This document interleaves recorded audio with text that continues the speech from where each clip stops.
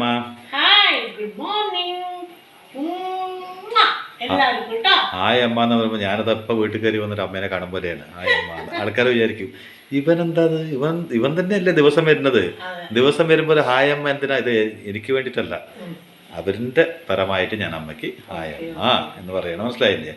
അപ്പോൾ അവർ ഹായ് അമ്മ എന്ന് പറയുമ്പോൾ അമ്മയ്ക്ക് കേൾക്കില്ലല്ലോ. അപ്പോൾ ഒരു പ്രതിനിധി അത് പറഞ്ഞു തരികയാണ്. കരയണ്ട അമ്മ, ഞാൻ തമാശ പറഞ്ഞു.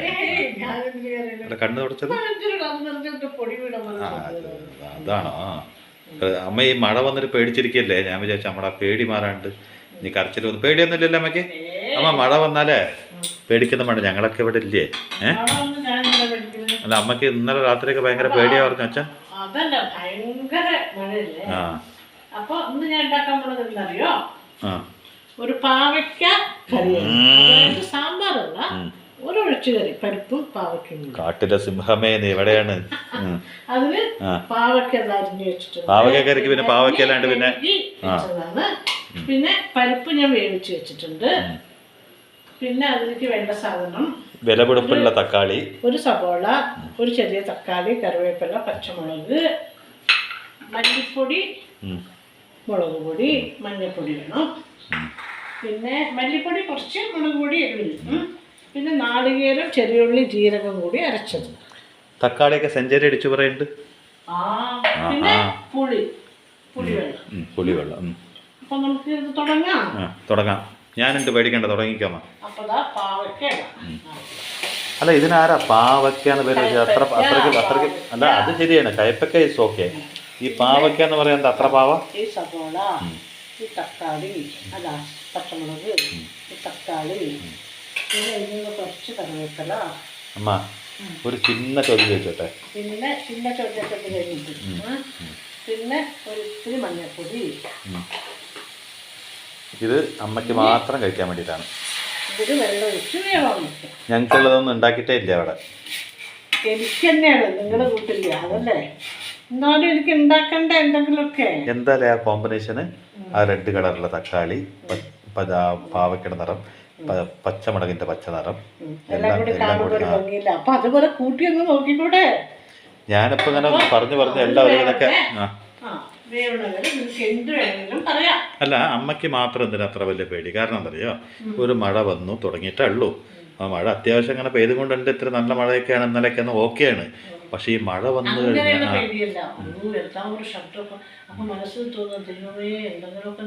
ഉണ്ടാവുമോ അങ്ങനെ ഒരു തോന്നലുണ്ടാവില്ലേ? നമുക്കിത് അനുഭവം ഉള്ളതല്ലേ എല്ലാവർക്കും. അതുകൊണ്ടുള്ള തോന്നൽ, അല്ലാണ്ട് മഴയ്ക്ക് ഇപ്പൊ ഇത്ര പേടിക്കണം. അല്ല, അമ്മയ്ക്ക് വേണ്ടി മാത്രമല്ല തോന്നലല്ല, എല്ലാ സർവർക്കും വേണ്ടിയിട്ട് തോന്നലാണ്. എല്ലാവർക്കും വേണ്ടിയിട്ടാണ്. അല്ലാണ്ട് എനിക്ക് മാത്രമായിട്ട് എന്താ സംഭവിക്കാൻ പോണത്? നമുക്ക് മാത്രം വേണ്ടിയിട്ടാണ് ചിന്തിക്കുക. അത് പറയുമ്പോ അത് ശരിയാണ്. അതൊരു കാര്യം ഞാൻ അംഗീകരിച്ചു കേട്ടോ. നമുക്ക് വേണ്ടി മാത്രം ചിന്തിച്ച് എന്താ പിന്നെ ഈ ലോകത്തിലോ ജീവിതത്തിലോ അർത്ഥമുള്ളത്? അപ്പൊ ഇത് പറയുമ്പോ എനിക്കൊരു പഴയൊരു കഥ ഓർമ്മ വന്നു കേട്ടോ. പഴയൊരു കഥയല്ല, പഴയൊരു കാര്യം എനിക്ക് ഓർമ്മ വന്നു. നമുക്ക് വേണ്ടി മാത്രം ചിന്തിക്കുക. ഇപ്പോൾ ഓരോ ദിവസങ്ങളും നമുക്ക് വേണ്ടി മാത്രം ഭക്ഷണം കഴിക്കുക, നമുക്ക് വേണ്ടി മാത്രം ജീവിക്കുക, നമുക്ക് വേണ്ടി മാത്രം സ്വപ്നം കാണുക. അങ്ങനെ നമുക്ക് വേണ്ടി മാത്രം ജീവിക്കുന്നവർ കൂടുതലും ആൾക്കാർ. അവനവന് വേണ്ടി ജീവിക്കുന്നവരുണ്ട്, നമുക്ക് വേണ്ടി ജീവിക്കുന്നവരുണ്ട്. പിന്നെ നമ്മുടെ ഇഷ്ടപ്പെട്ട കുറച്ച് ആൾക്കാർക്ക് വേണ്ടി ജീവിക്കുന്ന ആൾക്കാരും ഉണ്ട്. അങ്ങനെ പലവിധ ആൾക്കാർ പല രീതിയിലാണ്. ഒരാളുടെ ക്യാരക്ടറിൻ്റെ ഉള്ളിൽ പോയിട്ട് നീ ഇങ്ങനെ ജീവിക്കുന്നു നമുക്ക് പറഞ്ഞു കൊടുക്കാൻ പറ്റില്ല. പറഞ്ഞു കൊടുത്താലും അവരങ്ങനെ ജീവിച്ചോളണമെന്നില്ല. പക്ഷേ അപ്പോഴും ചിന്തിക്കുന്നത്, നമ്മുടെയൊക്കെ ജീവിതത്തിൽ ഒരു ചെറിയ സന്തോഷങ്ങൾ എന്ന് വെച്ചാൽ വലിയ നമുക്കെന്തോ വലിയൊരു സംഭവം ചെയ്ത പോലെ തോന്നുന്ന ചെറിയ സംഭവങ്ങളുണ്ട് ജീവിതത്തിൽ. എന്ന് വെച്ചാൽ വളരെ ചെറുതായി നമുക്ക് തോന്നും ചെയ്യുന്ന സമയത്ത്. പക്ഷെ ചെയ്ത് കുറേ കാലങ്ങൾ കഴിയുമ്പോൾ അന്നത് ചെയ്തില്ലെങ്കിൽ എന്നൊരു തോന്നൽ വരും. കാരണം ഇപ്പോൾ ഒരാളിനെ സഹായിക്കുക എന്നുള്ള മനോഭാവം ഇപ്പോൾ അമ്മയ്ക്കോ എനിക്കോ വരണമെന്നുണ്ടെങ്കിൽ നമ്മളെല്ലാം സ്വാഭാവികമായിട്ട് ചിന്തിക്കാൻ തറിയോ, നമുക്കൊരു നല്ല കാലം വരട്ടെ. നമുക്കൊരു നല്ല കാലം വന്നതിന് ശേഷം നമ്മൾ സഹായിക്കണമെന്ന് വിചാരിച്ച ആൾക്കാരെ സഹായിക്കാമെന്ന് വിചാരിച്ചിരിക്കുമ്പോഴേക്കും യമൻ്റെ വണ്ടി വന്നിട്ട് അതൊരു സ്പീഡായിട്ട് അവൻ്റെ യാത്ര കഴിഞ്ഞിട്ടുണ്ടാവും. ആ വണ്ടിയാണെങ്കിൽ അവിടെ പഞ്ചറാവില്ല, നിൽക്കില്ല, ഒന്നുമില്ല. അങ്ങനെ അഥവാ പഞ്ചറായ ഐസിൻ്റെ ഉള്ളിൽ നിന്ന് ആൾ പുറത്തു വന്നു എന്നാണ് അർത്ഥം. അപ്പോൾ ഐസിയിലേക്ക് കൊണ്ടുപോയില്ലേ, അത് യമൻ്റെ വണ്ടി പഞ്ചറായി എന്നാണ്. അതിൻ്റെ ഉള്ളിൽ കൊണ്ടുപോയ യമൻ്റെ വണ്ടി കയറി. അപ്പോൾ യമൻ്റെ വണ്ടിയിൽ വല്ല പെട്രോൾ കഴിയേ? യമൻ്റെ വണ്ടി എരുമയാണല്ലോ, അങ്ങനെയാണല്ലോ സങ്കല്പം. എരുമയ്ക്ക് വല്ല വിശപ്പോ കാര്യങ്ങളോ ലൂസ് മോഷനോ വന്നാൽ അത് അവിടെ നിൽക്കും. അപ്പോൾ ഈ എരുമ ഇല്ലാണ്ട് അങ്ങോട്ട് പോകാൻ പറ്റില്ല എന്നാണ് പറയണത്, എവിടേക്ക്? യമലോകത്തേക്ക്. അപ്പോൾ എന്താന്ന് പറഞ്ഞാൽ അങ്ങനെ ഒരു സമയത്ത് ഐസ് യു എന്ന് വെച്ചാൽ ഇൻറ്റൻസീവ് കെയറിന്ന് ഒരാൾ പുറത്തേക്ക് വരിക എന്ന് പറഞ്ഞാൽ യമൻ്റെ യാത്ര മുടങ്ങി എന്നാണ് അർത്ഥം. മനസ്സിലായില്ലേ? അപ്പോൾ ഐസിയിലൊക്കെ കൊണ്ടുപോകുക. വെന്റിലേഷൻ എന്ന് പറഞ്ഞാൽ യമൻ കൊണ്ടുപോയി എന്ന് തന്നെ അർത്ഥം. വെന്റിലേഷനിൽ വെക്കുക എന്ന് പറഞ്ഞാൽ പാക്ക് ചെയ്ത് യമനെ റെഡിയാക്കി വെച്ചു എന്നാണ് ശരിക്കുള്ള അർത്ഥം. കാരണം വെന്റിലേഷനിൽ പുറത്തു വന്ന ആൾക്കാർ വളരെ ചുരുക്കമാണ്. 1% എന്ന് പറയുന്നത് കൂടി വെറുതെയാണ്. നിലനിൽപ്പിന് വേണ്ടി കുറച്ച് ശ്വാസം ഉണ്ടാവും എന്നൊക്കെ പറയുന്നുണ്ട്. അതൊന്ന് രക്ഷപ്പെട്ട് വന്നതായിട്ട് എനിക്ക് ഒരു അനുഭവം ഇല്ല, ഞാൻ അങ്ങനെ കേട്ടിട്ടുമില്ല കേട്ടോ. വെന്റിലേഷനിലായി എന്ന് പറഞ്ഞാൽ അപ്പോൾ തന്നെ ബാക്കിയുള്ളവർ വിചാരിച്ചോളണം പോയി എന്ന്. അപ്പോൾ അതാണ് സംഭവം. അപ്പോൾ യമൻ്റെ വണ്ടി ഇതുപോലെയാണ്. അതുപോലെ തന്നെ സഹായങ്ങളെന്ന് പറയണത് 2 തരമുണ്ട്. ഒന്ന്, നമ്മൾ സഹായിക്കാതെ വിചാരിക്കുന്നത്. അതിൽ ഞാനൊരു ചെറു കഥ അമ്മയ്ക്ക് പറഞ്ഞുതരാം. ഈ സഹായം എന്ന് പറയണത് അത് പറയുമ്പോൾ തന്നെ ഒരു സത്യകഥയുണ്ട്, ഒരു ചെറുകഥയുണ്ട് കേട്ടോ. ഒരു ചെറുകഥ എന്താണെന്ന് പറഞ്ഞാൽ, യമൻ ഇങ്ങനെ ഒരു വർഷം നമ്മുടെ സർവശക്തനായ മഹാവിഷ്ണുവിൻ്റെ വൈകുണ്ഠത്തിലേക്ക് പോയി. കാരണം അവിടെ പോകുമ്പോൾ ഇടയ്ക്ക് കണക്ക് കൊടുക്കണം. കാരണം എന്താ, ഇപ്പം അമ്മയുടെ ഒരു സ്ഥാപനമാണെന്ന് വെച്ചോളൂ. അമ്മയ്ക്ക് എന്ത് സ്ഥാപനമാണ് ഇഷ്ടം എന്ന് പറയും? അമ്മയ്ക്ക് ഇഷ്ടപ്പെട്ടത് ഒരു ഐസ്ക്രീം പാരൽ തന്നെ വെച്ചോളൂ. അവിടെ ഞാനൊരു ഐസ്ക്രീം വിളമ്പുന്ന ആളാണെന്ന് വെച്ചോളൂ. അതാണല്ലോ അമ്മയ്ക്ക് ഏറ്റവും കൂടുതൽ ഇഷ്ടം. കഴിക്കാൻ പറ്റില്ല എന്ന് പറഞ്ഞ കാരണമുണ്ട്. അപ്പോൾ അവിടെ അമ്മ നിൽക്കുകയാണെങ്കിൽ ഇടയ്ക്ക് അമ്മേനെ അടുത്ത് വന്നിട്ട് ഞാൻ കണക്ക് ബോധിപ്പിക്കണോ? ഇത് എത്ര ആയി കേട്ടോ, എത്ര ചിലവായിട്ടെന്ന് പറയണോ? അത് സപ്ലയറായ എൻ്റെ ഒരു കടമയാണോ? അപ്പോൾ അതുപോലെ തന്നെ യമനെ ഇടയ്ക്ക് എപ്പോഴെങ്കിലൊക്കെ ഒന്ന് വിഷ്ണുവിനൊന്ന് പോയി കാണണമല്ലോ. ഇതാണ് കണക്ക് കേട്ടോ.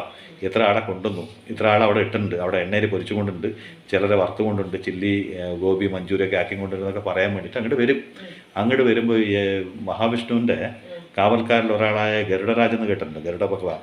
അപ്പോൾ ഗരുഡൻ്റെ രൂപത്തിലൊരു കുറേ ആൾക്കാരുണ്ടാവുമല്ലോ അവിടെ. അതിൽ ഒരു ഗരുഡ ഭഗവാൻ, ഗരുഡൻ അവിടെ ഉണ്ട്. അവിടെ ഉള്ള സമയത്ത് യമൻ ഇങ്ങനെ വന്നു. എരുമ അവിടെ പാർക്ക് ചെയ്തു. എരുമ പാർക്ക് ചെയ്യാന്ന് പറഞ്ഞാൽ എരുമ സ്റ്റാൻഡ് ഇടാനൊന്നും പറ്റില്ലല്ലോ. തൊട്ടടുത്തുള്ള ഒരു ഇതിൽ എരുമേനെ കെട്ടിയിട്ട് തിരിഞ്ഞു നോക്കണു. അവിടെ ഉണ്ട് ഒരു അടക്കാക്കുരുവി ഇരിക്കണു. അപ്പോൾ യമൻ ഇങ്ങനെ നോക്കി അടക്കാക്കുരുവൻ. അമ്മ എന്നെ നോക്കുന്നുണ്ട് അതുപോലെ. ഇപ്പോൾ യമൻ അടക്കാക്കുരുവൻ ഇതേ നോട്ടാണ് നോക്കിയത്. അപ്പോൾ അടക്കാക്കുരുവിക്ക് മനസ്സിലായി യമൻ ഞാൻ അപ്പോൾ മനസ്സിലായിട്ടോ. ആർക്ക്? അടക്കാക്കുരുവിക്ക് മനസ്സിലായി. യമൻ്റെ ദൃഷ്ടി പതിയാന്ന് പറഞ്ഞാൽ മരണം ഉറപ്പിച്ചു. ഞാൻ ഏതാണ്ട് മരിക്കാൻ പോവുകയാണെന്ന് ഉറപ്പായി. കാരണം അമ്മയുടെ ദൃഷ്ടി ഇപ്പോൾ പതിഞ്ഞിട്ട് ഞാൻ മരിക്കാൻ പോകുന്നല്ല, അത് സ്നേഹം കൊണ്ടുള്ള ദൃഷ്ടി, അതിന് തെറ്റിദ്ധരിക്കരുത്. അപ്പോൾ യമൻ്റെ ദൃഷ്ടി പതിഞ്ഞ അടക്കാക്കുരുവി ഭയങ്കര കരച്ചിലായി. അപ്പോൾ ഗരുഡരാജൻ ഇത് ശ്രദ്ധിച്ചു. അപ്പോൾ യമൻ്റെ പാട്ടിലിങ്ങനെ നോക്കിയിട്ട് അടാടാടാ നീ ഇവിടെ ഉണ്ടോ എന്നൊരു നോട്ടം നോക്കിയിട്ട് പോയി. അപ്പോൾ അതിൻ്റെ ഉള്ളിൽ പോയി വന്നിട്ട് കൊല്ലാന്നായിരിക്കും, സമയമായി ഉണ്ടാവില്ല. അപ്പോൾ ഗരുഡപക്ഷി വേഗം വന്നിട്ട് ചോദിച്ചു, എന്താണ് കുരുവി നീ ഇങ്ങനെ കരയണെന്ന് പറഞ്ഞു. അപ്പോൾ എൻ്റെ സമയം എടുത്തു, യമൻ എന്നെ നോട്ടമിട്ടു. യമൻ്റെ നോട്ടം എന്ന് പറഞ്ഞാൽ മരണം ഉറപ്പാണല്ലോ പറഞ്ഞു. അപ്പോൾ ഗരുഡൻ എന്ത് അറിയോ, നീ ഒന്നും കൊണ്ടും പേടിക്കണ്ട, യമൻ അത്ര വലിയ ആളാണ്, അതിനേക്കാളിലും വലിയ ആളാണ് ഞാൻ ഗരുഡ രാജാവാണ്, ഞാൻ വൈകുണ്ഠത്തിൽ തന്നെ താമസിക്കുന്നത്. അത് കാരണം മഹാവിഷ്ണുവിൻ്റെ അനുഗ്രഹമൊക്കെ ഉണ്ട്. നീ വായോ എൻ്റെ മുകളിൽ കയറിയിരിക്ക്, ഏറ്റവും ഉയരമുള്ള മലയുടെ മുകളിൽ നിന്നെ കൊണ്ടുപോയിരുത്താ പറഞ്ഞു. എന്ന് വെച്ചാൽ യമന് പോയിട്ട് ഒരു അസുരനും ആർക്കും വരാൻ പറ്റാത്തൊരു മലയുണ്ട്. ആ മല ആർക്കും സ്പർശിക്കാനും കൂടി പറ്റില്ല, നീ അങ്ങോട്ട് വായോ എന്ന് പറഞ്ഞു. അപ്പോൾ എന്നാൽ കയറി എൻ്റെ പുറത്തിരുന്നോ പറഞ്ഞു. അപ്പോൾ അടക്കക്കുരുവി ഇത്രയല്ലേ ഉള്ളൂ, നീ പുറത്തിരുന്ന കാറ്റത്ത് പറന്നിട്ട് നിലത്ത് വീണിട്ട് യമ ഒന്നും ചെയ്യേണ്ടെന്ന് നീ ചത്തുപോകും. നീ ഒരു കാര്യം ചെയ്യും, കൈപ്പിടിച്ച് കൊണ്ടുപോകുന്നിട്ട് ഇതിനെ കൊണ്ടുപോയിട്ട് ഒരു അനുഗ്രഹം കിട്ടിയൊരു സ്ഥലമുണ്ട്. അവിടെ പെട്ടെന്ന് ആർക്കും ഒരു അസുഖങ്ങളോ കാര്യങ്ങളോ മരണങ്ങളോ ഒന്നും സംഭവിക്കാത്തൊരു പ്രത്യേക മലയുണ്ട് എന്നൊരു സാങ്കല്പികം വിചാരിച്ചോളൂ.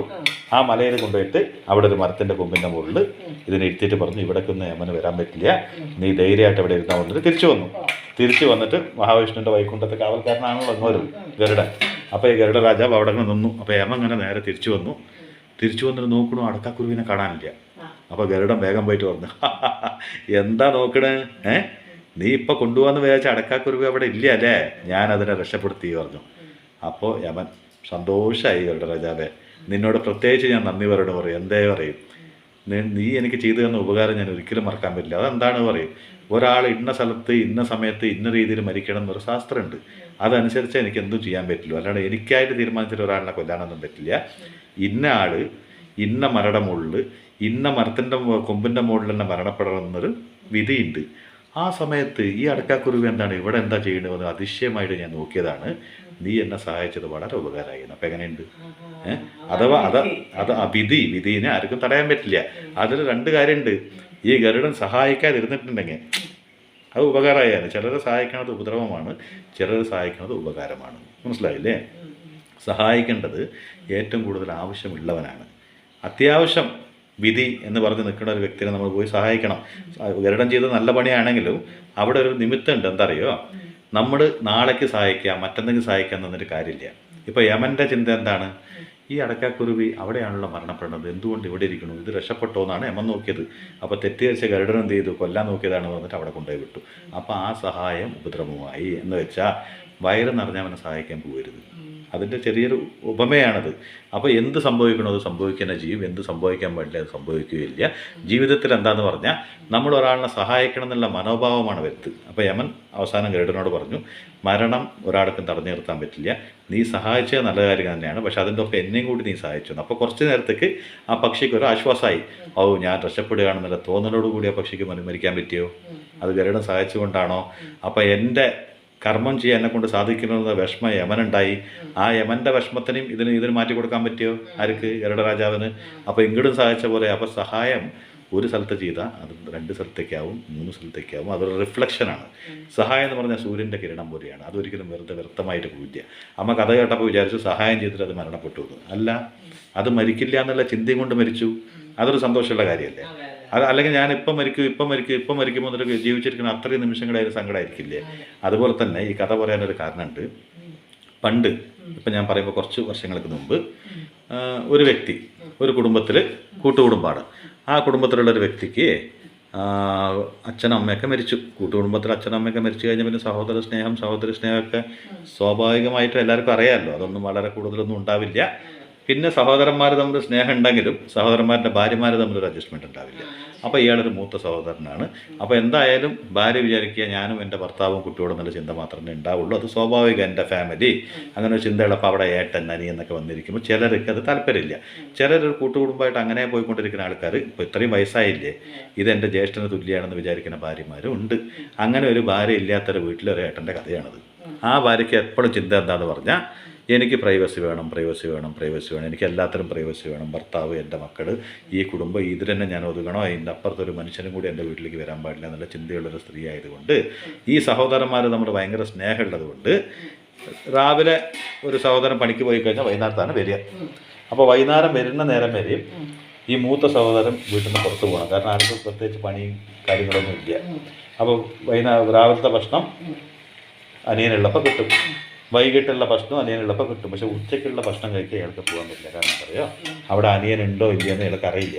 അങ്ങനെ നേരത്തെ പോയി കഴിയുമ്പോൾ ഇവൻ്റെയൊക്കെ ഈ മുഖം കാണേണ്ടി വരുന്നു പറഞ്ഞിട്ട് ഇയാൾ എത്രയോ മാസങ്ങളായിട്ട് അല്ലെങ്കിൽ ഏതാണ്ട് വർഷങ്ങളായിട്ടൊക്കെ ഇയാൾ ഉച്ച നേരത്ത് ഭക്ഷണമാണ്. മുളക് പൊടി മല്ലിപ്പൊടി ഇട്ട് കൊടുത്തു. ഒരു 1/4 സ്പൂൺ മല്ലിപ്പൊടി, ആ എരിവിന് ആവശ്യമുള്ള മുളക് പൊടി ഇട്ടു. ഇനി ഇതുവരെ ഇതുവരെ ഈ പറഞ്ഞ കഥ എന്താണെന്നുള്ള അമ്മയ്ക്ക് ബോധ്യമായിട്ടില്ല. കുറച്ചും കൂടി കഴിയുമ്പോൾ അമ്മയ്ക്ക് അത് ബോധ്യമായിക്കോളും. ഇതൊരു സത്യകഥയാണ്, മനസ്സിലായില്ലേ? ഇത് ഞാൻ നേരത്തെ യമധർമ്മരായൻ്റെ കഥ പറഞ്ഞ പോലെ ഒരു സാധാരണ വെറുതെ ആൾക്കാർ സൃഷ്ടിച്ചൊരു കഥയല്ല. ഇതൊരു സത്യസന്ധമായ കഥയാണ്. അതിൻ്റെ പോയിന്റിലേക്ക് വരുമ്പോൾ അമ്മയ്ക്ക് അത് ഓർമ്മ വരുന്ന എനിക്ക് നല്ല ഉറപ്പാണ്. ഈ കഥകൾക്ക് ശേഷമുള്ള കഥ അമ്മയ്ക്ക് ഓർമ്മ വരും. നോക്കാം. അപ്പോൾ ഇതിട്ടു. ഇന്നത്തെ ഉപ്പ് ആവശ്യത്തിനുള്ള ഉപ്പിട്ടു. എന്നിട്ട് ഈ പരിപ്പും ഈ മുളകും ഇതെല്ലാം കൂടി ഇതിൽ കിടന്ന് ഒന്ന് വേണം. ഇപ്പോൾ കുറച്ച് കാലം നമ്മുടെ വീട്ടിലൊരു വ്യക്തി ഉണ്ടെങ്കിൽ പോലും ആ വ്യക്തിനെ പോലും നമ്മൾ നമ്മുടെ ആയിട്ട് കരുതും. നല്ല മനസ്സുള്ളവർ ഒരുപാട് കാലം ഏട്ടെന്ന് വിളിച്ചാലും അനിയെന്ന് വിളിച്ചാലും ചിലർ അന്യരായിട്ട് തന്നെ കാണും. അങ്ങനെ ചില പൊട്ട മനസ്സിൻ്റെ ആൾക്കാർ. അതിൽ ആൺ പെണ്ണെന്നുള്ള വ്യത്യാസമൊന്നും ഇല്ല. പക്ഷെ പ്രത്യേകിച്ച് ചില വീട്ടിലേക്ക് വന്നു, ചില പെൺകുട്ടികൾ ചില വീട്ടിലേക്ക് വന്നു കഴിഞ്ഞാൽ അവർ വന്ന കാലം തൊട്ട് ആ വീട്ടിലൊരു ഏട്ടനോ അനിയനൊക്കെ ഉണ്ടെങ്കിൽ അവർ സ്വന്തം കൂടെ കണ്ടൊരു സ്നേഹിക്കുന്ന എത്രയോ പേരിൻ്റെ ഇടയിൽ അതൊരു ഭാരമാണ്. അച്ഛനും അമ്മയൊക്കെ പോയില്ലേ, ഇനി ഇതും കൂടി ഇവിടുന്ന് ഒഴിഞ്ഞാൽ മാത്രമേ ഞങ്ങൾക്ക് പ്രൈവസി ഉള്ളൂ എന്ന് വിചാരിക്കണം. വേറെ ചില വർഗ്ഗങ്ങളും ഉണ്ട്. അവരെ മനുഷ്യൻ്റെ വർഗ്ഗത്തിൽ കൂട്ടാൻ പറ്റുമോ ഇല്ല എന്നുള്ളത് എനിക്കറിയില്ല. കാരണം ഒരു പ്രായമൊക്കെ ആയി. ആ സമയത്ത് ഇയാളൊരു ഭാരമായിട്ട് തോന്നാൻ അവർക്ക് തുടങ്ങി. പക്ഷെ സഹോദരന് വിടാനും പറ്റില്ല. എൻ്റെ കൂടപ്പുറപ്പാണ്, എൻ്റെ ചോരയാണ്, വിടാൻ പറ്റില്ല. പക്ഷേ അത് വിട്ടില്ലെങ്കിലോ ഭാര്യയായിട്ട് സ്വൈര്യമായിട്ട് ജീവിക്കാനും പറ്റില്ല. ഇങ്ങനത്തെ ഒരു ത്രിശങ്കു സ്വർഗത്തിലായി ആ കുടുംബം. അപ്പോൾ രാവിലെ വൈകിട്ടും ഇയാളുള്ളത് കൊണ്ട് അവന് ഭക്ഷണം കൊടുക്കുന്ന ഭരണകാരമുണ്ട്. 2 നേരത്തെ ഭക്ഷണം കിട്ടും. ഉച്ചയ്ക്ക് പോയാൽ മുഖം വയ്ക്കുന്നതും ഭക്ഷണത്തിൻ്റെ പ്ലേറ്റ് എടുത്ത് വയ്ക്കുന്ന സൗണ്ടൊക്കെ കേട്ടപ്പോൾ ഈ ജ്യേഷ്ഠൻ എന്ത് ചെയ്തു? ആരോഗ്യമൊക്കെ ഇത്ര കുറവായ സമയമാണ്, ഇത്ര പ്രായമൊക്കെ ആയിട്ടുണ്ട്. അച്ഛനും അമ്മയും ഈ കുടുംബം എൻ്റെ കുടുംബമാണ്, അവൻ്റെ മക്കൾ എൻ്റെ മക്കളാണെന്ന് വിചാരിച്ചു കല്യാണമൊന്നും കഴിക്കാത്തൊരു വ്യക്തിയാണ്. ആ വ്യക്തി മനസ്സിലെന്ത് വിചാരിച്ചു? ഇതും എൻ്റെ കുടുംബമാണ്, എനിക്കെന്തിനാ മക്കൾ? എൻ്റെ അനിയൻ്റെ മക്കൾ എൻ്റെ മക്കളാണെന്ന് മനസ്സിലൊക്കെ ചിന്തിച്ചു. അപ്പോൾ മനസ്സിലായി നമുക്ക്. അങ്ങനെയൊക്കെ ചിന്തിച്ചിരിക്കുമ്പോൾ ആകസ്മികമായിട്ടൊരു ദിവസം ഈ ഞാൻ എന്ന് പറയുന്ന വ്യക്തി, കഥ പറയുന്ന ഞാൻ ഒരു ഫോൺ ചെയ്തപ്പോൾ ഊണ് കഴിച്ചോ എന്ന് ചോദിച്ചു. അപ്പോൾ പെട്ടെന്ന് ആൾക്ക് സങ്കടം വന്നു. അപ്പോൾ എന്താ വയസ്സിലൊരു വിഷമം ചോദിച്ചപ്പോൾ പറഞ്ഞ ആൾ, മോനെ ഞാൻ ഊണൊക്കെ കഴിച്ചിട്ട് ഏതാണ്ടൊക്കെ 1 വർഷം 1.5 വർഷമൊക്കെ ആവാറായി തോന്നുന്നു, എനിക്ക് ഉച്ചയ്ക്ക് ഊണ് കഴിച്ചാൽ ശീലമില്ല പറഞ്ഞു. അപ്പോൾ നിങ്ങളിപ്പോൾ എവിടെയാണ് പറയുമ്പോൾ അതിൻ്റെ ഒരു കൂട്ടുകാരൻ്റെ ഒരു കടയുണ്ട്, ആ കടയിൽ പോയിട്ട് നിൽക്കും. കൂട്ടുകാരനാണെങ്കിൽ ടിഫിൻ കാരിയർ കൊണ്ടുവന്ന് കഴിക്കുമ്പോൾ അതിലൊരു പങ്ക് കഴിക്കാനൊന്നും ഇങ്ങോട്ട് നിൽക്കില്ല. ഇങ്ങോരെന്ത് ചെയ്യും, ഞാനിപ്പോൾ വീട്ടിൽ പോയിട്ട് വരാട്ടെ വന്നിട്ട് റൗണ്ട് അടിച്ചിട്ട് വീണ്ടും തിരിച്ചങ്ങോട്ട് വരും. വൈകുന്നേരമാണ് അവരവിടെ നിൽക്കും, വൈകുന്നേരത്ത് വിട്ടു പോകും. കാരണം അത്ര ഹാർഡായിട്ട് പണിയെടുക്കാനുള്ള ആരോഗ്യം കാര്യങ്ങളൊന്നുമില്ല, ഹാർട്ട് പേഷ്യൻ്റൊക്കെയാണ്. അപ്പോൾ ഇന്നോരിങ്ങനെ പറഞ്ഞപ്പോൾ എനിക്കത് ഭയങ്കര സങ്കടമായപ്പോൾ ഞാൻ വന്നിട്ട് നമ്മുടെ ഒരു ബന്ധുവാണ്, എൻ്റെ അമ്മയുടെ ബന്ധു. അപ്പോൾ ഞാൻ അവിടെ വന്നിട്ട് അമ്മേനോട് പറഞ്ഞു, അമ്മ ഞാനിതാ പുളി ഒഴിച്ചു, ഞാൻ ഇങ്ങനെ ഒരു കാര്യം കേട്ടു, എനിക്ക് ഭയങ്കര സങ്കടമായിട്ടോ എന്ന് പറഞ്ഞപ്പോൾ അമ്മ എടുത്ത വാക്കിന് പറഞ്ഞു, ഇത് ഇന്നത്തോടു കൂടി ഈ സങ്കടം തീരാൻ പോവുകയാണ്. കാരണം ചെറിയ കാര്യങ്ങൾ നമ്മൾ ചെയ്യുന്ന ചെറിയ കാര്യങ്ങൾ വലിയ സന്തോഷം ഉണ്ടാവും എന്ന് പറയുന്നത്. ഉദാഹരണം എൻ്റെ അമ്മയാണെങ്കിൽ പോലും ഞാൻ പറയാൻ ഇതൊരു ഗുഡ് മെസ്സേജ് ആയതുകൊണ്ടാണ് നാളെ മറ്റുള്ളവർക്കൊരു പാഠമായി എടുക്കാൻ വേണ്ടി. അപ്പോൾ അമ്മയ്ക്ക് വേണമെങ്കിൽ പറയായിരുന്നു, മകനെ നീ കൊടുത്തെന്ന് പറഞ്ഞാൽ ആ നിമിഷം ഞാൻ കൊടുക്കും, ആണോ അവനോട് പറഞ്ഞ് അവൻ കൊടുക്കും. പക്ഷേ ഇതിനൊന്നും അമ്മ നിന്നില്ല. ഇത് എൻ്റെ കടമയാണ്, കാരണം എന്നിൽ നിന്നും നിങ്ങൾ അറിഞ്ഞൊരു ബന്ധമാണ്, അത് കാരണം കൊണ്ട് നിങ്ങളാരും ഇതിനു വേണ്ടി ബുദ്ധിമുട്ടരുത്. അപ്പം അമ്മയുടെ മനസ്സിൻ്റെ ചിന്ത എന്തായിരുന്നു ഞാൻ പറയട്ടെ. ഇന്ന് അമ്മ അത് പറഞ്ഞിട്ട് ഞങ്ങളെ കൊണ്ട് ചെയ്യിച്ചു കഴിഞ്ഞാൽ നാളെ എപ്പോഴെങ്കിലും ഒരു ദിവസം ഈ അമ്മേനെ നോക്കണം, അല്ലാണ്ട് അമ്മേനെ ആൾക്കാരെയും കൂടി നോക്കണമെന്നൊന്നും മക്കളുടെ വായിൽ നിന്നിട്ട് വന്നു കഴിഞ്ഞാൽ അത് അമ്മയ്ക്കും ഒരു അപമാനമാണ്.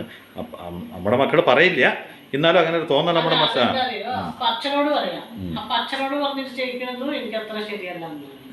പിന്നെ മക്കളോട് പറയാം, മക്കളോട് പറഞ്ഞാലും എന്തെങ്കിലും ഒരു ദിവസം അത് മക്കൾക്ക് ഒരു ബാധ്യത പോലെ തോന്നിയാലോ, ഈ അമ്മയ്ക്ക് വേറെ പണിയൊന്നും എല്ലാ ബന്ധങ്ങളിലും കൊണ്ടു നിർത്തണം.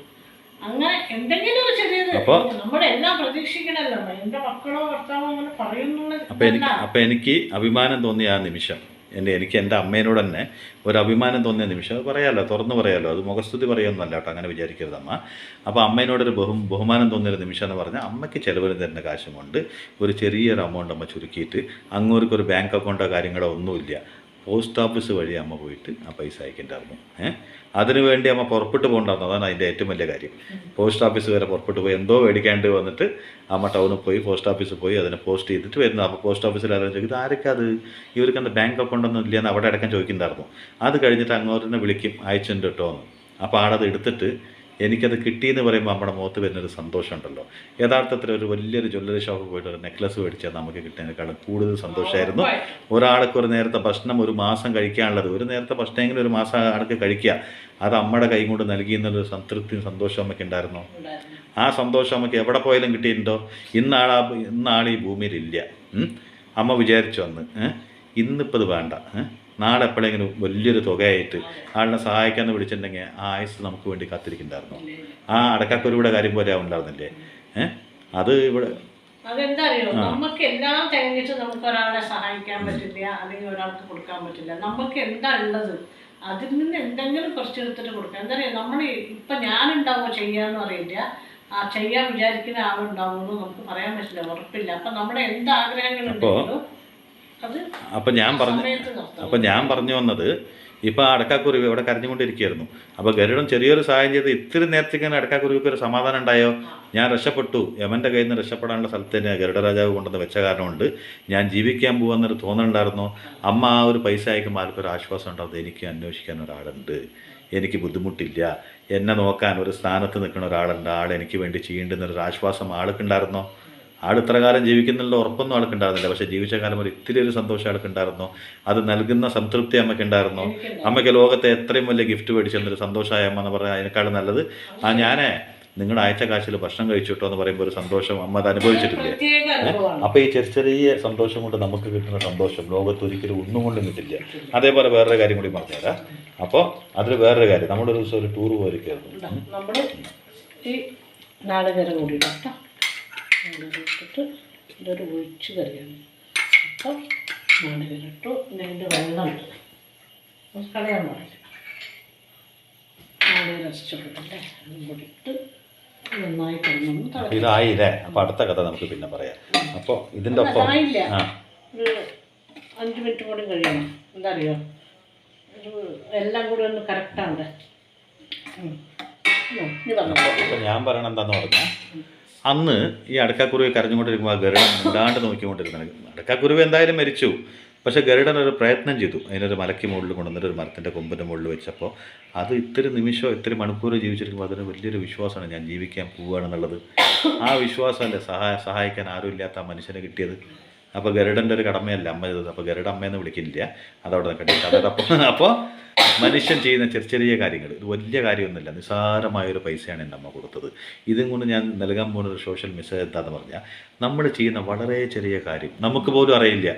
നമുക്ക് ചിലപ്പോൾ ഊണ്ടപ്പർ അച്ചാർ കഴിക്കാനുള്ള അത്ര കരുതിയാൽ മതി. നമ്മൾ ആ കാര്യം ചെയ്യാൻ നമ്മുടെ നാളേക്ക് വേണ്ടി മാറ്റി വയ്ക്കുമ്പോൾ നാളെ നമുക്ക് വേണ്ടി കാത്തിരിക്കുന്ന ആ മനുഷ്യൻ ഉണ്ടാവണമെന്നില്ല. അപ്പോൾ ഇന്ന് ചെയ്യാൻ നമുക്ക് സാധിക്കുന്നത് ചെറുതാണെങ്കിൽ ചെറുത്, അത് വലിയൊരു ഉപകാരമാണ് അല്ലേ. ഇന്നും നമ്മുടെ മനസ്സിൽ ഓർക്കുമ്പോൾ ഒരു സംതൃപ്തി ഉണ്ടോ, നമുക്കൊരു സാറ്റിസ്ഫാക്ഷൻ ഉണ്ടോ, ഞാൻ ആ മനുഷ്യന് ഇത്രയെങ്കിലും എന്നെ കൊണ്ട് ചെയ്യാൻ പറ്റി. പക്ഷേ ചിലർക്ക് നമുക്ക് ആഗ്രഹിച്ചിരുന്നുണ്ട് അവരെന്തെങ്കിലും നമ്മളൊന്ന് ചെയ്യണം. അപ്പോഴേക്കും ഈ ആയുസ് എന്ന് പറയുന്നത് ആർക്ക് വേണ്ടി കാത്തിരിക്കില്ല എന്ന് പറയും പോലെ അവൻ്റെ ആയുസ് കഴിഞ്ഞ് പോയപ്പോൾ പശ്ചാത്തപിച്ചിട്ടുമുണ്ട്. ചെയ്യണമെന്ന് എന്തൊക്കെയോ ആഗ്രഹിച്ചു, പക്ഷേ ചെയ്യാൻ പറ്റിയില്ല.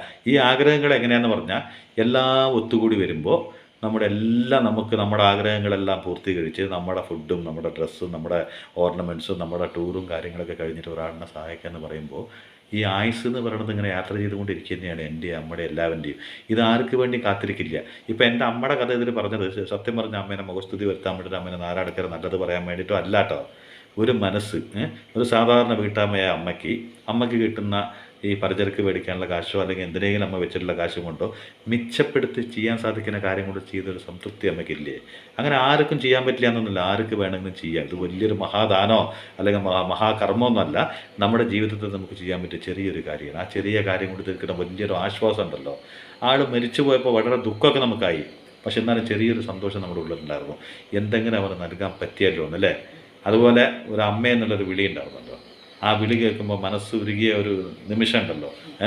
ഞാനിന്ന് ആദ്യത്തെ ഭക്ഷണം കഴിച്ചപ്പോൾ അമ്മേനോട് വിളിച്ചു പറഞ്ഞത്, ഞാൻ നമ്മുടെ അരികത്തുണ്ട്, വിളിച്ചു പറയുന്ന സമയത്ത് വയറ് നിറച്ച് ഞാൻ ഭക്ഷണം കഴിച്ചു, വളരെ സന്തോഷമായി എന്ന് പറഞ്ഞത് ആ അപ്പം നമ്മുടെ കണ്ണുകിട നിറഞ്ഞില്ലേ, അത് സന്തോഷം കൊണ്ട് നിറഞ്ഞ കണ്ണല്ലേ. അപ്പം അമ്മയ്ക്ക് കിട്ടിയൊരു സംതൃപ്തി. ഇപ്പോൾ ഒരാളങ്ങനെ നിൽക്കുകയാണ്, അമ്മ ഒരുപാട് ചെറുപ്പം മുതൽ കണ്ടു വളർന്നൊരു വ്യക്തി അവിടെ ഒരു നേരം ഭക്ഷണം കഴിക്കാണ്ടിരിക്കുകയാണെന്ന് പറയുമ്പോൾ, സത്യം പറഞ്ഞാൽ ഒരു മനുഷ്യ ജന്മത്തിൽ ജനിച്ചൊരു വ്യക്തിക്ക് 3 നേരം സുഭിക്ഷമായി ഭക്ഷണം കഴിക്കാൻ പറ്റുമോ? അത് സ്ഫൂർത്തി നൽകിയത് ഞാനാണെങ്കിലും, ചെയ്യണമോ ഞാൻ ചെയ്യാമെന്ന് പറയുമ്പോൾ അമ്മയാണ് പറഞ്ഞത് നീ ചെയ്യേണ്ട പറഞ്ഞു. അത് ഞാൻ ചെയ്തോളാം, മക്കൾ അതിന് വേണ്ടി ബുദ്ധിമുട്ടണ്ട, നീ കേട്ടില്ലേ, ബാക്കി കാര്യങ്ങൾ ഞാൻ ചെയ്തോളാം പറഞ്ഞു. അഡ്രസ്സ് മാത്രം മേടിച്ച് തന്നാൽ മതി പറഞ്ഞു. ബാക്കി കാര്യങ്ങളൊക്കെ അമ്മയല്ലേ ചെയ്തത്. അപ്പോൾ ഈ ചെയ്യുന്ന ചെറിയ കാര്യം, ഇത് നമ്മളിപ്പോൾ ആർക്കോ വീട് കെട്ടി കൊടുത്തുവെന്നോ ആർക്കും നമ്മുടെ ഹൃദയം ദാനം ചെയ്തു, കിഡ്നി ദാനം ചെയ്തു ഒന്നല്ല പറയണത്. ഒരു നേരത്തെ ഭക്ഷണം കൊടുക്കാൻ സാധിച്ചു എന്നുള്ളത്. സത്യം പറഞ്ഞാൽ ഓരോരുത്തരും അങ്ങനെ ചിന്തിച്ചു കഴിഞ്ഞാൽ, എനിക്ക് അമ്മയോട് അഭിമാനം എന്നത്, എൻ്റെ അമ്മയായാൽ പോലും എനിക്ക് അമ്മയോട് അഭിമാനം തോന്നിയൊരു നിമിഷമാണ്. കാരണം എന്താ പറയുക, ഞാൻ അത് ചെയ്യാൻ മടിക്കാത്തൊരു വ്യക്തിയാണ്, അവരും അത് ചെയ്യാൻ മടിക്കാത്തൊരു വ്യക്തിയാണ്. ഇന്ന കാര്യം ചെയ്യണമെന്ന് പറഞ്ഞാൽ തീർച്ചയായിട്ടും ചെയ്യും. പക്ഷേ അമ്മയ്ക്ക് ചെയ്യണം എന്നുള്ള കടമ അമ്മ തന്നെ ചെയ്യണം. അത് അമ്മയ്ക്ക് എങ്ങനെ ചെയ്യാൻ പറ്റും ആ ചുരുക്കത്തിൽ ചെയ്താൽ മതി എന്ന് അമ്മയെന്ന് വിചാരിച്ചു. നാളെ എപ്പോഴെങ്കിലും നമ്മളല്ലെങ്കിൽ നമുക്ക് വേണ്ടപ്പെട്ടവർ വേറെ വല്ലവരും വരുമ്പോൾ ഇങ്ങനെയും കൂടി നിങ്ങൾ ചെയ്യിച്ചില്ല എന്ന് പറയുമ്പോൾ ചെറിയൊരു ദുഃഖമാവോ, അങ്ങനെ വരുന്നവർ അങ്ങനെ ഉണ്ടാവണം എന്നല്ല ഞാൻ പറയണത്. അങ്ങനെ അഥവാ ഉണ്ടായാൽ ഭാവി എങ്ങനെയാണെന്ന് നമുക്ക് പറയാൻ പറ്റില്ല. എല്ലാം ചിന്തിച്ച്, മക്കളുടെയൊക്കെ കല്യാണം കഴിയുന്നതിനേക്കാളും മുമ്പായിരുന്നത്. അപ്പോൾ എല്ലാം ചിന്തിച്ചിട്ടാണ് അമ്മ തീരുമാനം എടുത്തത് അല്ലേ. അത് ശ്രേഷ്ഠമായ തീരുമാനമാണ്. ഇപ്പോൾ എനിക്കൊരു എൻ്റെ എന്ന് പറഞ്ഞ വേറൊരാളുണ്ട്, എൻ്റെ സ്വഭാവം അങ്ങനെ ഉണ്ടാവും നമുക്ക് വല്ല ഉറപ്പുണ്ടോ? ഈ എന്താണ് പറയുക, മാമ്പൂവും മക്കളെയും അത് ഇനി മാറ്റി വെച്ചോളൂ കേട്ടോ. അങ്ങനത്തെ മക്കളൊക്കെ മാറിയിട്ട് ഇപ്പോൾ മാമ്പൂവിൽ കായ്ച്ചാലും കായ്ച്ചില്ലെങ്കിലും മക്കൾ അച്ഛനമ്മേനെ സ്നേഹിക്കുന്നുണ്ട് കേട്ടോ. എന്തിനറിയോ, ഇന്ന് സോഷ്യൽ മീഡിയ മുഴുവനും ഈ അമ്മമാരെ പറ്റി അച്ഛന്മാരെ പറ്റി അച്ഛന്മാരെ പറ്റിയൊക്കെ ഒരുപാട് പറയണ മക്കളാണ്. ഏതെങ്കിലും റിയാലിറ്റി ഷോ ഉണ്ടെങ്കിൽ അവിടെ അച്ഛൻ്റെ പേര് പറയുമ്പോഴും അമ്മയുടെ പേര് പറയുമ്പോഴും അവിടെ കണ്ണു നിറയുന്ന മക്കളാണ് ഇന്ന് കാണുന്നത്. അതുകൊണ്ട് ഈ പഴഞ്ചൊല്ല് പഴയ കാലത്തെ ആൾക്കാർക്ക് മതി. അന്നത്തെ കാലത്തെ ആൾക്കാരൊക്കെ ചിലപ്പോൾ പെണ്ണ് കിട്ടിയിട്ടുണ്ടെങ്കിൽ അല്ലെങ്കിൽ വേറെ എന്തെങ്കിലും അവർ കിട്ടിയിട്ടുണ്ടെങ്കിൽ അവർ അച്ഛനമ്മേനൊക്കെ വിട്ടുപോയി ഉണ്ടാവും. ഇന്നും ചിലപ്പോൾ ഉണ്ടാവേയിരിക്കാം, അതിൽ ഞാൻ കുറ്റം പറയില്ല. പക്ഷെ ഒരുപാട് കാലങ്ങൾ മാറി, എത്ര തന്നെ മോഡേണൈസ് ആയാലും എത്ര തന്നെ നമ്മൾ കമ്പ്യൂട്ടർ യുഗത്തേക്ക് മാറിയാലും അമ്മ അച്ഛൻ എന്ന് പറഞ്ഞ വാത്സല്യത്തിന് ഇപ്പൊ വീണ്ടും ഒരു വില വന്നു എന്ന് വെച്ചാൽ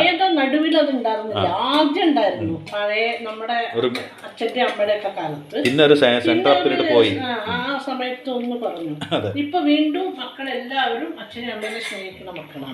അപ്പൊ ഈ കഥ ഞാൻ പറയാൻ കാരണം എന്താ അറിയോ, ഈ കഥ പറയാൻ കാരണം ഇങ്ങോർക്ക മാറ്റി വെച്ചിട്ട് നമുക്ക് വറവിടുന്ന ചട്ടി വെക്കാം. ഈ കഥ പറയാൻ 2 കാരണമുണ്ട് കേട്ടോ. ഒന്ന്, ഇങ്ങോർക്ക ഉച്ചയ്ക്ക് ഭക്ഷണം കിട്ടാണ്ടിരിക്കുക, ഒരുപാട് ദൂരമാണ് അയാൾ നമ്മളിൽ നിന്നും. അപ്പോൾ ഇങ്ങോർക്ക ഉച്ചയ്ക്ക് ഭക്ഷണം കിട്ടാണ്ടിരിക്കുമ്പോൾ ഒരുപാട് വീടുകളുണ്ട് അയാളുടെ സ്വന്തം എന്ന് പറയാം. അവിടെ ഒരു നേരത്തെ ഭക്ഷണം അയാൾക്ക് കിട്ടിയിട്ടില്ല, ഇയാളത് അറിയിച്ചിട്ടില്ല. എന്തുകൊണ്ട് അറിയിച്ചിട്ടില്ല? അവൻ്റെ പ്രൈവസി, അതിലേക്ക് ഞാൻ കടന്നു ചെല്ലാൻ പാടില്ല. എന്തുകൊണ്ട് എന്നോടത് പറഞ്ഞു? എന്നോട് പറയാൻ കാരണം എന്താണെന്ന് പറഞ്ഞാൽ, ഈ ദുഃഖങ്ങൾ ഒരു കട വെച്ചിരിക്കുകയാണ് ഞാൻ. എല്ലാവരും ദുഃഖങ്ങളുണ്ടെങ്കിൽ ഇവിടെ വന്നിട്ട് മേടിക്കും പോകും. കാരണം എൻ്റെ അടുത്ത് ഇഷ്ടം പോലെ സ്റ്റോക്ക് ഉള്ളത് കൊണ്ട് ആര് വന്നാലും ആ ഹോൾസെയിലായിട്ട് കിട്ടുന്ന ദുഃഖമൊക്കെ എൻ്റെ കടയിൽ ഞാൻ സ്റ്റോക്ക് ചെയ്യും. എൻ്റെ കട എന്ന് ഉദ്ദേശിക്കുന്നത് എൻ്റെ ഹൃദയം. അപ്പോൾ ആർക്ക് വേണമെങ്കിലും ദുഃഖകഥകൾ പറഞ്ഞിട്ട് ഇന്ന് അത് വെച്ചോട്ടോ എൻ്റെ ദുഃഖം കൂടിയും പറഞ്ഞാൽ ഇനിയും കുറേ കോലങ്ങൾ ബാക്കിയുണ്ട് ഹൃദയത്തിൽ. അപ്പോൾ ആരെങ്കിലും ഒരു ദുഃഖകഥ പറയുകയാണെങ്കിൽ ഇന്നും ഞാൻ ഏറ്റെടുത്ത് എൻ്റെ ഹൃദയത്തിൻ്റെ ഒരു ഭാഗത്ത് വെക്കും. അതെന്താണെന്ന് അറിയില്ല. ആൾക്കാർ പറയും നീ എന്താ പെട്ടിക്കട വെച്ചിറക്കുകയാണോ? ആ പെട്ടിക്കട മുഴുവനും ദുഃഖമാണല്ലോ വെക്കാൻ വെച്ചിറക്കുക. അത് എൻ്റെ ദുഃഖമല്ല, ആൾക്കാർ കൊണ്ടുവന്ന് തന്നെ ദുഃഖമൊക്കെ ഞാൻ സൂക്ഷിച്ച് എൻ്റെ ഹൃദയത്തിൽ അവിടെ വെക്കും. കാരണം എന്താ പറയുക, എനിക്കതിൽ കിട്ടുന്ന സംതൃപ്തി എന്താ അറിയോ? എല്ലാവരുടെ ദുഃഖം പരിഹരിക്കാൻ പറ്റുമെന്ന് അറിയില്ല. ചില ദുഃഖങ്ങൾ പരിഹരിക്കാൻ മുമ്പ് കോമാളി ആയിട്ടുണ്ടോ എന്ന് ചോദിച്ചാൽ തീർച്ചയായിട്ടും ആയിട്ടുണ്ട്.